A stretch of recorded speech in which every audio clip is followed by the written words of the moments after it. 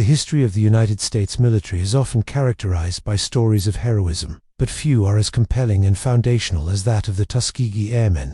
This group of African-American military pilots and support personnel trained during World War II at Tuskegee Army Airfield in Alabama did more than just fly missions. They fundamentally challenged the racial prejudice that permeated American society, proving conclusively that black soldiers, when given the opportunity, could excel in combat roles previously reserved for white Americans. Their story is a powerful example of the Double V campaign: victory against the Axis powers abroad, and victory against racism at home. The journey of the Tuskegee Airmen began amid skepticism and discrimination.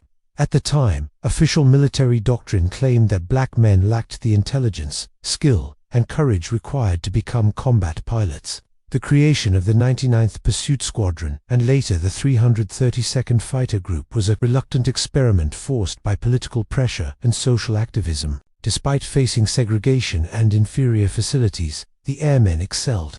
They produced some 1,000 pilots, navigators, bombardiers, and support staff, overcoming not just the perils of war but also the relentless, systemic bias from within their own armed forces. The airmen's combat record provided irrefutable evidence of their competence. Tasked with escorting bombers on missions over Europe, the Red Tails, a nickname derived from the distinctive red paint on the tails of their planes, gained a stellar reputation. They flew over 1,500 missions and earned 3 distinguished unit citations. Crucially, they became famous among bomber crews for their efficiency and dedication.